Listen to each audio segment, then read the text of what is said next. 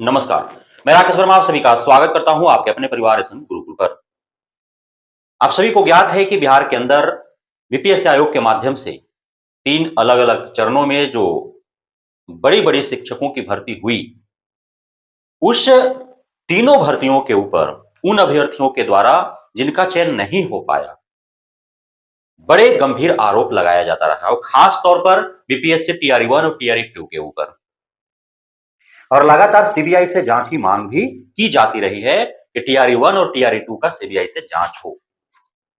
और जो आरोप लगाए गए हैं अभ्यर्थियों के द्वारा सोशल मीडिया के माध्यम से तथ्यों को भी और साक्ष्यों को भी पेश किया जाता रहा है कि किस प्रकार से धांधली हुए हैं।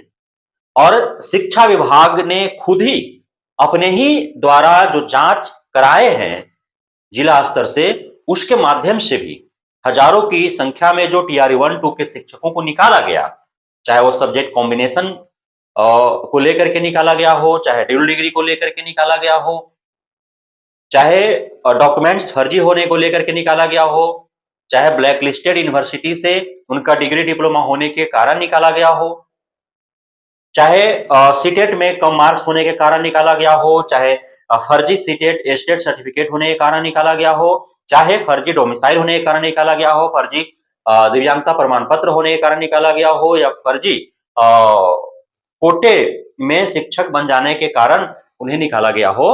तो कई ऐसे आधार हैं, कई ऐसे कारण हैं, शिक्षा विभाग ने हजारों शिक्षकों को निकाल बाहर किया है। और ये सब तब संभव हो पाए हैं जब वंचित अभ्यर्थियों के द्वारा या चयनित अभ्यर्थी जो बिहार के खास तौर पर हैं, जो सही हैं, योग्य हैं, उनके द्वारा जो सोशल मीडिया हैंडल्स पर साक्ष्य और तथ्य उपलब्ध कराए गए शिक्षा विभाग को टैग करके, एसीएस को टैग करके, शिक्षा मंत्री को टैग करके और विभिन्न मेन स्ट्रीम्स न्यूज के माध्यम से उन खबरों को प्रसारित करवा करके जब इसको लाइट में लाया गया, तब जाकर के शिक्षा विभाग की नींद खुली और वह जांच का आदेश दिया सभी जिला शिक्षा पदाधिकारियों को। उसके बाद से सारे कार्रवाई हुए। तो कहीं ना कहीं ये सारे इंगित करते हैं इस ओर कि जो अभ्यर्थियों की मांग है, जो आशंका है उनका कि टीआरई 1-2 में व्यापक स्तर पर धांधली हुए हैं, गड़बड़ियां हुई हैं, झोल हुए हैं, तो उसका सीबीआई जांच हो, तो ये मांग जो है वो बिल्कुल ही जायज नजर आता है। अब जो खबरें निकल करके आ रही है कि सीबीआई के द्वारा जांच में ऐसे गड़बड़ झोल का पता चला है बंगाल शिक्षक भर्ती में, जिससे सुन करके आप हैरान हो जाएंगे। आपको ज्ञात होना चाहिए कि पूर्व में माननीय कोलकाता हाईकोर्ट के द्वारा बंगाल में हुए शिक्षक भर्ती को रद्द कर दिया गया था। लेकिन जब मामला माननीय सुप्रीम कोर्ट के अधीन गया तो माननीय सुप्रीम कोर्ट ने उस पर स्टे लगा दिया कि नहीं, हम पूरे भर्ती को रद्द नहीं कर सकते हैं।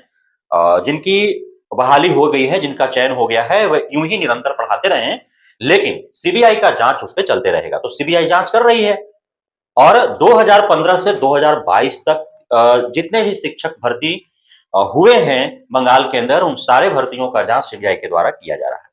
अब सीबीआई के जांच में जो पर्दाफाश हुए हैं वो कहीं ना कहीं बंगाल के ऊपर बहुत बड़ा गंभीर सवाल खड़ा कर देता है। बंगाल सरकार के ऊपर, बंगाल सरकार के शिक्षा विभाग के ऊपर, शिक्षा मंत्रालय के ऊपर, शिक्षक भर्ती के ऊपर बहुत बड़े सवालिया निशान खड़ा कर देते हैं।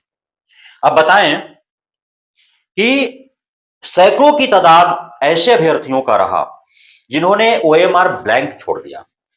ब्लैंक ओएमआर उन्होंने जमा किया और उनकी नौकरी हो जाती है।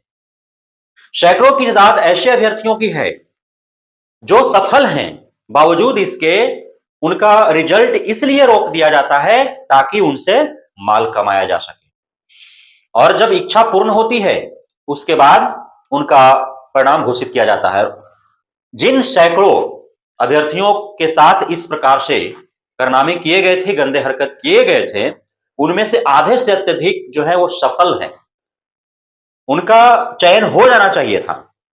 और आधे ऐसे हैं जिनमें थोड़ी बहुत जो है वो सफलता के से नजदीक हो रहे होंगे और उसका जो है नाजायज फायदा उठाया गया और उनसे माल ऐंठे गए, उसके बाद उनका परिणाम दिया गया। तो इस प्रकार के खेल जो बंगाल में खेले गए हैं, तो ऐसे बिहार के शिक्षक भर्ती में भी खेले गए हों, इस प्रकार से बिहार के भी शिक्षक अभ्यर्थियों की आशंकाएं हैं और लगातार सीबीआई जांच की मांग की जा रही है। और यह भी संभवतः हो सकता है कि यदि बंगाल शिक्षक भर्ती की भांति ही बिहार शिक्षक भर्ती की भी सीबीआई के द्वारा जांच कराया जाए, तो खास तौर पर टीआरई 1-2 के अंदर इतने सारे कमियां, खामियां, गड़बड़ियां, अनियमितताएं निकलेंगी, इसके बाद से बिहार का छवि पूरे भारत भर में धूमिल हो जाएगा।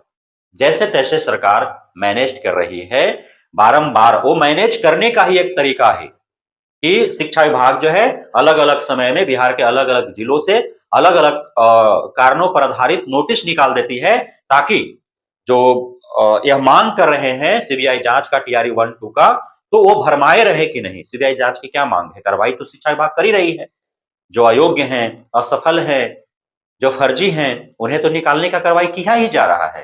ये सिर्फ भरमाने का प्रयास है शिक्षा विभाग और बिहार सरकार का कि ऐसे ही भरमाते रहें। नहीं तो यदि नियत साफ होती शिक्षा विभाग और बिहार सरकार का कि टीआरई 1-2 से बहाल पूरे 100% फर्जी और अयोग्य जो हैं, चाहे वह सब्जेक्ट कॉम्बिनेशन वाले हों, चाहे वह ड्यूल डिग्री वाले हों, चाहे वे सीटेट एस्टेट फर्जी सर्टिफिकेट वाले हों या कम मार्क्स वाले हों, चाहे वे फर्जी दिव्यांगता वाले हों, चाहे फर्जी डोमिसाइल वाले हों, चाहे फर्जी प्रकार से कोटे का लाभ लेकर के जो शिक्षक बने हैं, चाहे जिनका डॉक्यूमेंट्स में किसी प्रकार की कमी है, खमियां हैं, चाहे वो ब्लैक लिस्टेड कॉलेज यूनिवर्सिटी से डिग्री डिप्लोमा कर करके शिक्षक बन बैठे हैं, या फिर किसी भी प्रकार से हो सकता है कि जैसे बंगाल में पकड़े गए कि ओएमआर ब्लैंक था और उनको भर्ती दे दिया गया। अब यहाँ भी पकड़ा गया था ना भगवानपुर प्रखंड का कि 5-7 शिक्षकों का जो है उसमें लिस्ट में नाम ही नहीं था और उसको बीपीएससी शिक्षक जो है वहां के प्रखंड शिक्षा पदाधिकारी और जिला शिक्षा अधिकारी दोनों मिली भगत से मोटा पैसा लेकर के वो बना दिया। तो हो सकता है कि वह खेल अन्य 500-400 जो प्रखंड है उसमें भी दर्जनों प्रखंड में खेले गए हों उस प्रकार से। तो ऐसा हो सकता है। तो जांच यदि सीबीआई के हाथों चला जाए टीआरई 1-2 का, तो अवश्यम भावी है कि बहुत बड़ा लफड़ा खड़ा हो जाएगा शिक्षा विभाग और बिहार सरकार के समक्ष।